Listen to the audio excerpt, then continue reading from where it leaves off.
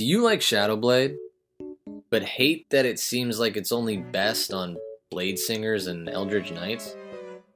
Do you like overly convoluted builds with terrible level progression and mediocre payoff? Well, boy oh boy, do I have the build for you. Hi, I'm a guy on the internet, and today we're going to talk about a Shadowblade build. Shadowblade is an amazing spell, right? Or at least it seems to be. If it was a base stat weapon, it would have the best stats in the game. It's got 2d8 damage dice, it's got the finesse, light, and thrown properties, and it gets advantage in dim light or darkness. So off the bat, it's better than any martial or simple weapon that you can take. That isn't, a magic weapon, so on and so forth. And it does psychic damage, and nothing's going to be resistant to that, really. So it's a good weapon, theoretically, but it requires concentration, and it's only on a couple spell lists, and so it's hard to make a build around it. No one gets an extra attack on these spell lists, except the bladesinger. That's part of why that makes a great build out of it, or whatever. Eldritch Knight can get it somehow, and Arcane Trickster could get it somehow, Swords Bard could get it somehow. But that's besides the point. What I'm trying to say is, the spell is cool, because it just is, by the numbers, minus concentration spell list. And, thematically, it's very fucking, spicy and whatnot. I mean, it's like a lightsaber or some shit. But moving on, Shadowblade. How do you do it? How do you make a build around it? I don't know. Let's find out together. I've come up with the most erratic Shadowblade build that is also functional, and I would like you to never play it, but maybe play it. So here we go. Let's just get right into it, right? Level 1. Well, let me just say, actually, this build is going to revolve around getting as many attacks out of Shadowblade as possible without having to conform to being a bladesinger or an eldritch knight or some other dumb shit. And in the process, keeping damage up to pace with one of those builds. So, that's where we're coming from. That's what we're doing. Let's just get right into it. Level 1. For race, you're going elf. And you can be any elf, really. It doesn't actually matter which elf you pick. You can be high elf, dark elf, whatever you like. I'm going to go with Kaladesh is my recommendation. And the reason for that is actually a very roundabout reason. It's so we can take that druid cantrip. You're not actually hopefully going to need it. It's more like a backup because we're going to have decent wisdom. And you're going to take Shillelagh if you go Kaladesh. So, I was thinking, and here, you know what? I'm just going to let you in on a little industry secret here. I was actually thinking that we were going to go 3 Kreen and do 2-weapon fighting with a Shillelagh club and a shadow blade, and then we were also going to have a shield and a fucking spell casting device in our hands and shit, and it was going to be crazy. But that was a terrible idea. It was like Ranger 5, Twilight Cleric, War Wizard, like absolute insanity. But that's not what we're doing, and it's completely irrelevant to what I'm saying now. So basically, you're going Kaladesh if you're following it by the book. And you're taking Shillelagh just in case you drop your Shadow Blade and you need to use a weapon that might be a little bit better than a rapier, because our decks will be shit. What else? Yeah, so race, we're going elf. And for stats, you're going 8 strength, 13 dex, 12 con, 17 intelligence, 16 wisdom, and 8 charisma, with the +2 in intelligence, +1 in wisdom.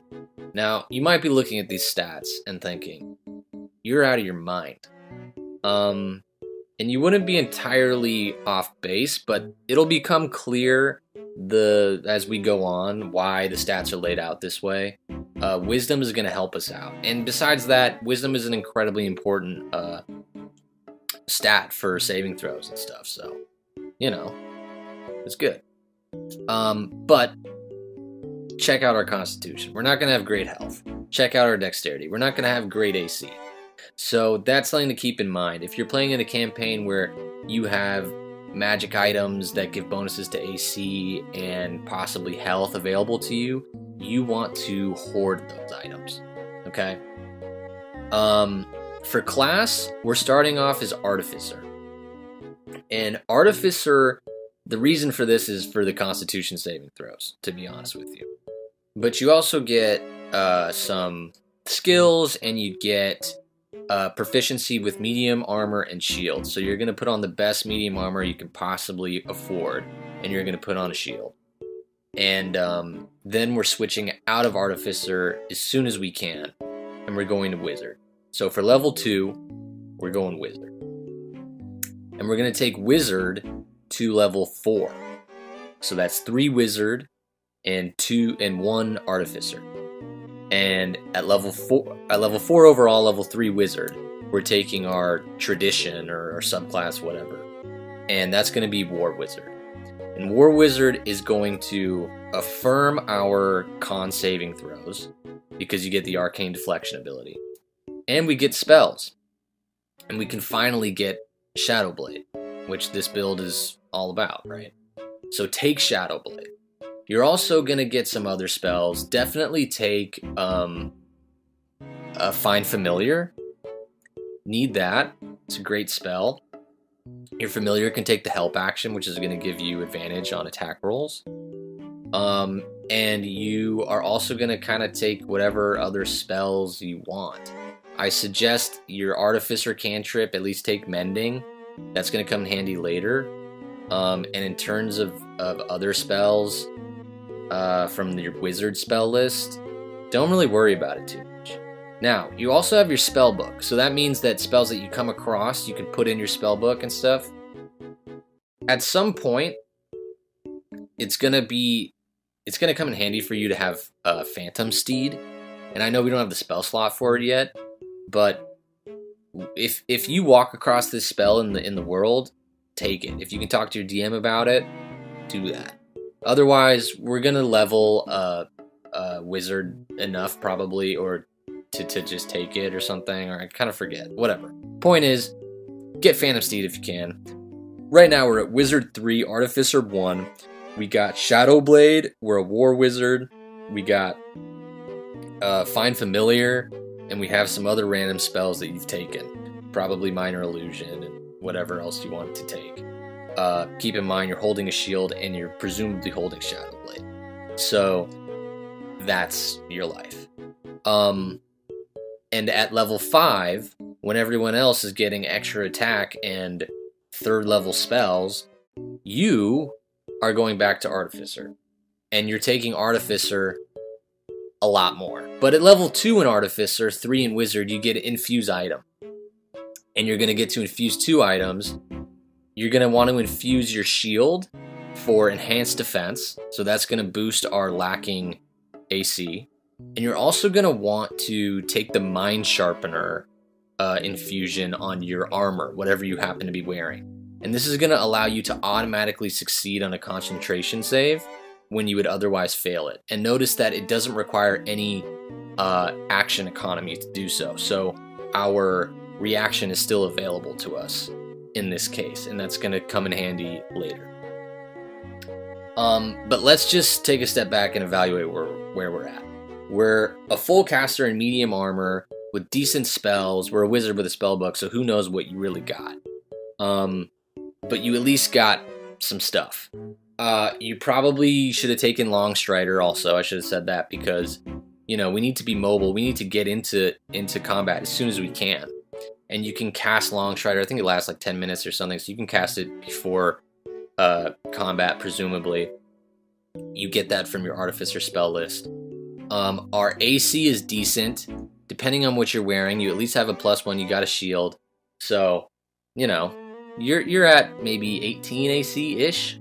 Who knows? Could be higher, could be lower. I don't know. But we also have Shadow Blade, and we should presumably be able to keep it up pretty well. Because we have the Mind Sharpener, we have Con saving throw proficiency, and we have the War Wizard ability, which we can use our reaction to add +4 to the saving throw. So we shouldn't be failing many saving throws here. We also should have decent initiative because we're adding our intellect to the initiative with the tactical wit. So we're getting into combat, we're long strided out of our mind, we're running in, we're shadow blading, and we're attacking. Our dex is terrible, so we might not be hitting or doing great damage, but our base weapon attack damage is very good, so we're at least contributing in that way. Health isn't great. There's things that are falling apart here, but we'll tie them up soon as we level Artificer now to level 5. That brings us to level 8 overall, and that brings us to 5 Artificer, 3 Wizard, and this is where everything starts to come together. So at 5 Artificer, you get your subclass, and we're going to take Battlesmith. And Battlesmith gives us some proficiencies. It gives us shield, so you didn't need to take it via Wizard. Shield, again, is going to help us protect our con save throws, or help us protect our Shadow Blade. And you also get the Battle Ready ability, which allows you to attack with your intelligence modifier when you're using a magic weapon. And Shadow Blade is technically a magic weapon. Additionally, we get a Steel Defender. And the Steel Defender is not that great. It doesn't have great health. It can't really do, it's not going to do a lot of attacks. It has a 15 armor class. It's not like a brilliant piece of machinery, this thing. But it's going to be useful. And you got that at 3, so you got it at 6 overall. So it was in combat. It can take the dodge action, which it always should, to keep it up, because you do need it up, and you'll see why soon. And it can also take the deflect attack reaction, which imposes disadvantage on an attack roll of one creature that it can see within 5 feet, provided the creature the attack roll is against a creature other than the defender. So I know that things are probably confusing because I'm not good at explaining things, but here we are. At 8 levels of character, you're 3 Wizard, you're 5 Artificer, you have extra attack now also, you have your Steel Defender, you have some more spells from your Artificer thing and your Wizard stuff, you have your Shadow Blade, you can attack with your intelligence modifier now, which is a +3, and we can take an ASI finally. You might be thinking, hey, we need to boost our stats. You might be thinking, hey, we're going to take Elven Accuracy, right? We're an elf. And no, you're wrong. We're taking Sentinel. The reason we're taking Sentinel is because Sentinel is going to allow us to get more attacks. That's the fundamental thesis of how to make Shadow Blade more effective, is get more and more attacks with it. And so the Sentinel feat is going to allow us to do that. How is it going to allow us to do that? Well, let me answer you that with this answer. Steel Defender. Steel Defender is going to take the dodge action every single turn, and it's going to walk into combat and then out of combat and hopefully provoke an attack of opportunity. And when it does so, your Sentinel feat is going to trigger and you're going to attack that creature. So on a potentially perfect round, and by the way, the dodge action is going to then create disadvantage for that opportunity attack, and hopefully your Steel Defender is going to stay up. It's going to not get hit. Now, it's a lot of hopes, there's a lot of things that have to go right, but this is a pretty reliable strategy, given that your DM doesn't cheese your cheese and stop attacking with that opportunity attack. If your DM does cheese your cheese, then there's other ways to provoke that opportunity attack. But let's just step back and really evaluate what I just said. You're level 8. You've attacked once with your Shadow Blade. You've then attacked again with your Shadow Blade. You have your intelligence modifier with both of those attacks. Then your Steel Defender fucks with the enemy, walks in and walks out, and takes an opportunity attack at disadvantage. You then attack again using your reaction with your Shadow Blade. So that's your third attack in your level 8. All with your intelligence modifier, all with Shadow Blade. It's pretty good damage. Then your defender walks back into combat, and it's going to use its reaction to deflect an attack if you're attacked. Furthermore, again, we're talking about the whole cheesing the cheese with your DM. If your DM decides, hey, I'm going to stop attacking the Steel Defender. It's just not worth it. I'm not hitting it reliably, and it's provoking an attack from the Shadow Blade. You have a few options here. One, you get one of your party members in on the job. Or two, you now noticeably are at a 3rd level spell slot. And you're using that 3rd level spell slot on your Shadow Blade, so it's a 3d8, mind you, but you have 3rd level spells, and you're a wizard with a spell book, so you need that Phantom Steed. And if you don't have it, just get a regular mount. It doesn't really matter, but hopefully you can ritual cast Phantom Steed reliably enough. You can be on a steed. You can be on a mount. And when a creature attacks that mount, you can use your sentinel feat to attack that creature. So creatures will either hopefully attack your mount, your Steel Defender, or your ally. All of which you can reasonably instigate. So you should be able to reliably get that reaction attack pretty much every round. So here we are, level 8, we're taking 3 attacks with Shadow Blade, and it's a 3d8. We're using our intelligence modifier. Okay?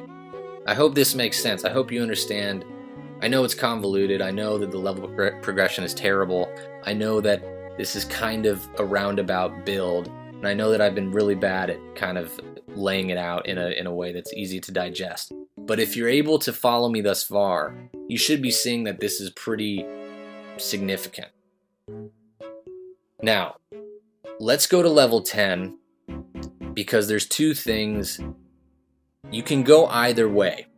You could either go back to Wizard and take another feat.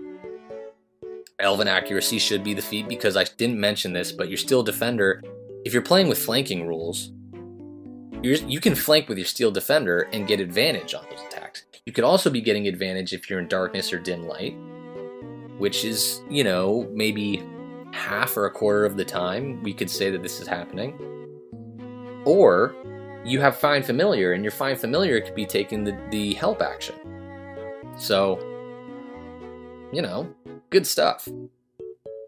You can get advantage pretty reliably. And that means that Elven Accuracy is going to be a big help, especially on Shadow Blade, because we have big damage dice. We're attacking 3 times in a round. And that means you're critting pretty well with Elven Accuracy. Pretty consistently. Or at least more consistently than you would otherwise be.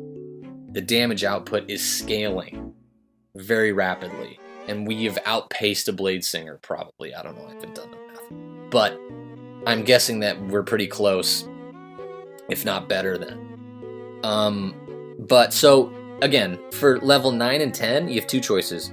You go Wizard at 9, or you go Wizard at 10. But either way, this character is about to find Jesus, become a born-again Christian, and dip into Cleric. For Cleric, all we need is 1 level, because we get our subclass at level 1, and we're taking War Cleric, or War Domain, or whatever. And that's going to give you the War Priest ability. You can use this feature any number of times equal to your Wisdom modifier, and you regain all expended uses when you finish the long rest. When you use the attack action, you can make 1 weapon attack as a bonus action.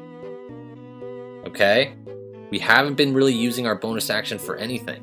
Maybe you have come up with something spell-wise. I mean, no, there's not really. Our bonus action doesn't have a lot of utility. And our Wisdom is at 16. So that means 3 times per long rest, you're getting a bonus action attack with your Shadow Blade. So at level 9, let's say, or level 10, doesn't really matter, you're attacking once with the Shadow Blade, then again extra attack Shadow Blade. then War Priest bonus action Shadow Blade attack. Then on your turn, or at least following your turn, your Steel Defender gets to fuck around. And he steps out of combat or out and in and out of combat and provokes an opportunity attack. You use your reaction to attack with your Shadow Blade. That's 4 attacks with Shadow Blade of 3d8 plus intelligence at level 10 or 9. That's pretty good. Okay? Right? I mean, am I missing something here? I feel like this is like, you know, pretty, I mean, let's look at Sentinel. You know, it's a creature. Yeah, this works. Okay? I don't think it's illegal. I don't think I'm dual casting Shillelagh like I was in the other video. I don't think I'm giving an aged like milk take like maybe I was in the other 2 videos. I think this actually works.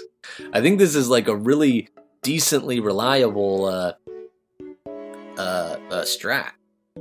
And going Cleric keeps up our spell progression. So now we have 3 3rd level spell slots. And you can take some spells, take Healing Word, and take Spare the Dying. Now you can throw out some Healing Words. Okay?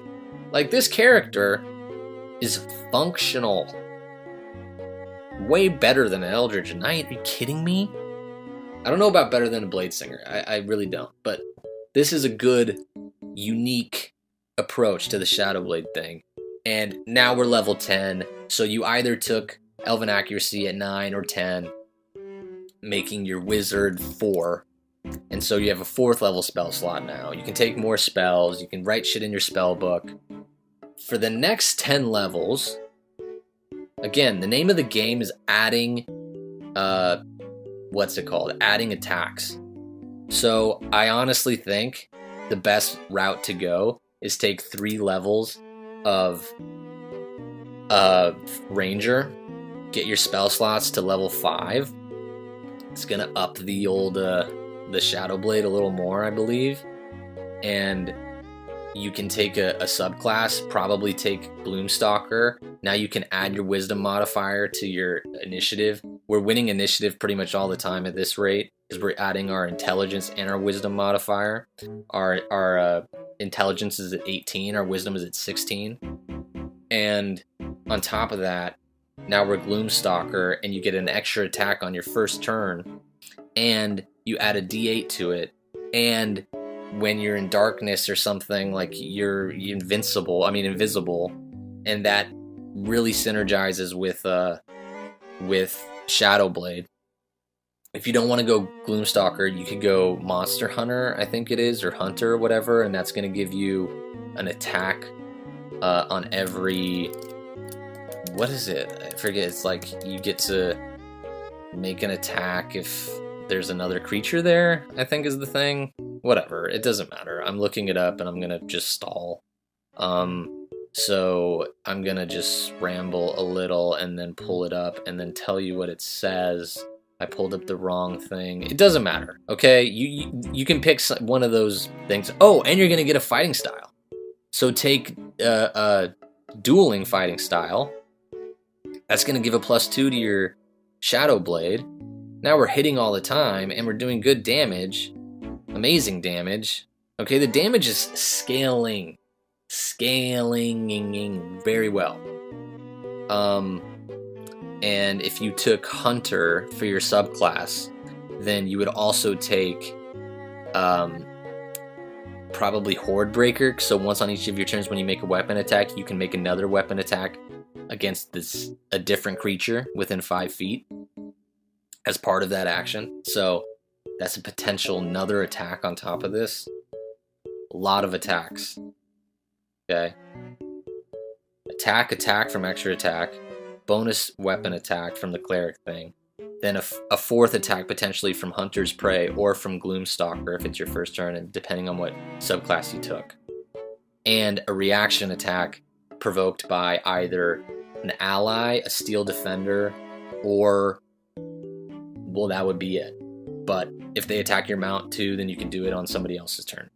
So this is great stuff. It really is. And now we're level 13. And so depending on what you want to do from here, you have a lot of options. You could just go Wizard for the rest of the game. if you really want to lean into the spellcasting thing, I don't advise that, because if you're holding a shield and a shadow blade and you're in combat and yada yada yada, I mean, you know, do I really have to spell this out for you? But basically, you have some options. I say go the rest actually rogue. Yeah, because then we get sneak attack. I say do 7 levels of rogue. If you want to keep with your spell progression, then go arcane trickster. If you want to do something else, do something else. But you're going to get sneak attack. 7 levels of rogue means 4d6 sneak attack once per turn on one of those 4 attacks, which you're hitting at advantage, which is going to probably crit. If you crit, you're critting big time. You have elven accuracy. So, and you're going to get an ASI from those 7 levels, so now you can just finally boost your intelligence to 20. If you want, you could also boost your wisdom if that's a better angle for you to get another attack. Bonus action wise, I don't think it's the best choice, but it is a choice you can make. But yeah, that's the build. Pretty decent, right? Could be worse. I don't know. We'll see. Yeah. Love you. Hope you like it. Bye.